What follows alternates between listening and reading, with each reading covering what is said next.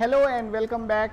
आज lecture number 5 है thermodynamics का और आज हम लोग पढ़ने वाले हैं reversible work for the close system. मेरा नाम है शुभम मिश्रा, मैं रिसर्च स्कॉलर हूँ आईआईटी खड़गपुर में। चलिए स्टार्ट करते हैं रिवर्सिबल वर्क। रिवर्सिबल वर्क की डेफिनेशन हमने पढ़ी थी। What is a reversible work? बच्चे लोग रिवर्सिबल प्रोसेस तो हमने पढ़ा था ना। What is a reversible process? Reversible process वो प्रोसेस होती है जिसमें सिस्टम अपनी ओरिजिनल कंडीशन को गेन करता है without affecting the system as well as surrounding. तो चलिए उसको उस कंडीशन को अचीव करने के लिए हम क्या कुछ करते हैं, चलिए आज देखते हैं। मान लेते हैं गैस है जो सिस्टम में फुल फिल्ड है और सिस्टम जो है हमारा पिस्टन सिलेंडर सिस्टम है, प्रेशर P है, pressure P inside the system, pressure P है। अब अगर इस सिस्टम को रिवर्सिबल सिस्टम बनाना है तो process should be extremely slow और ईच एंड एवरी स्टेज में इक्विलिब्रियम को अचीव करना होगा। इक्विलिब्रियम का क्या मतलब होता है? मतलब कि एक्सटर्नल जो कंडीशन है और इंटरनल वो जो कंडीशन है वो लगभग सेम होनी चाहिए, अदरवाइज प्रेशर इक्विलिब्रियम और मैकेनिकल इक्विलिब्रियम अचीव नहीं होगा। तो देखिए यहां का प्रेशर मान लेते हैं P एग्जिट है, तो अब क्या करेंगे, हम स्मॉल परटर्बेशन करेंगे प्रेशर P पे, स्मॉल परटर्बेशन करेंगे, इतना स्मॉल कि लगभग P जो है इक्वल होगा P एग्जिट के।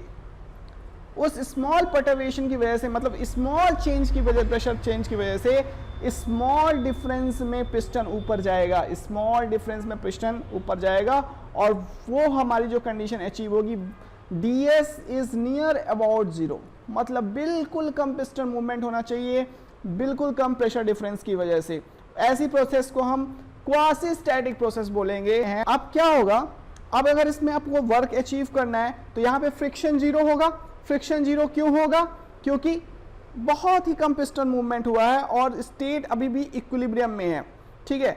तो अब हम ये कह सकते हैं कि डेल डब्ल्यू जो वर्क डन है that is df small pressure difference into ds, or you can say f into ds, force, whatever the force into ds,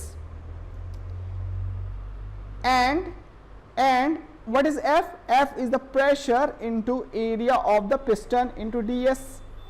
So del w is equal to a into ds is the volume of the system, p into dv, and that is your reversible work done.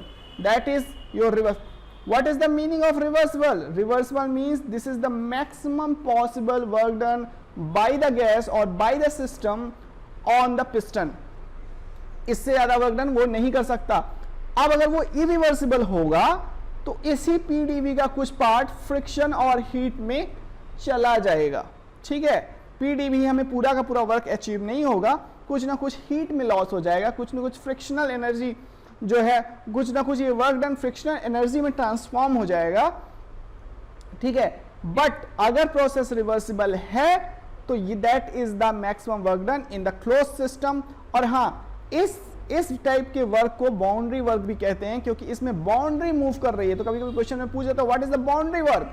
Boundary work इसको क्या कहते हैं? Boundary work, क्योंकि boundary का movement हो रहा है। तो PdV is the boundary work for the close system, ठीक है, क्लियर है। चलिए मूव करते हैं first law of the thermodynamics. What is the first law of thermodynamics? First law of the thermodynamics is the energy conservation law.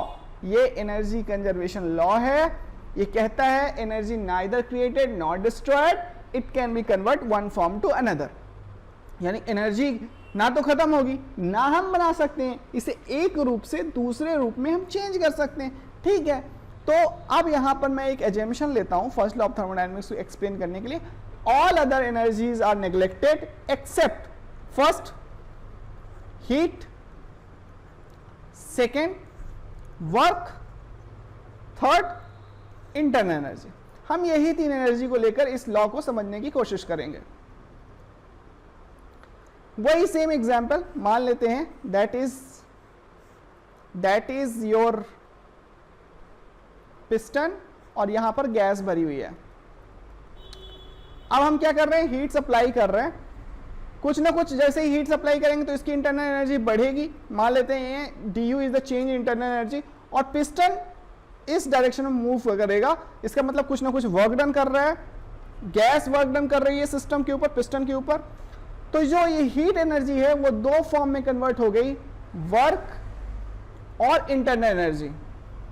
So that is the first law of the thermodynamics for the close system. Close system valid for reversible and irreversible process. हमने अभी कहीं पर भी reversibility का नाम नहीं लिया यहां पर, क्लोज सिस्टम। लेकिन यहीं पर अगर मैं dw को बोल दूं pdv, then this is valid for the closed system plus reversible work plus reversible process। तो ये रिवर्सिबल प्रोसेस के लिए वैलिड होगा और क्लोज सिस्टम के लिए वैलिड होगा। तो ये है first law of the thermodynamics for the close system. Next lecture में हम लोग first law of the thermodynamics for the open system करेंगे और उसके बाद फिर हम मूव करेंगे गेट की न्यूमेरिकल्स में, which is very very very important. तब तक के लिए थैंक यू, बाय बाय।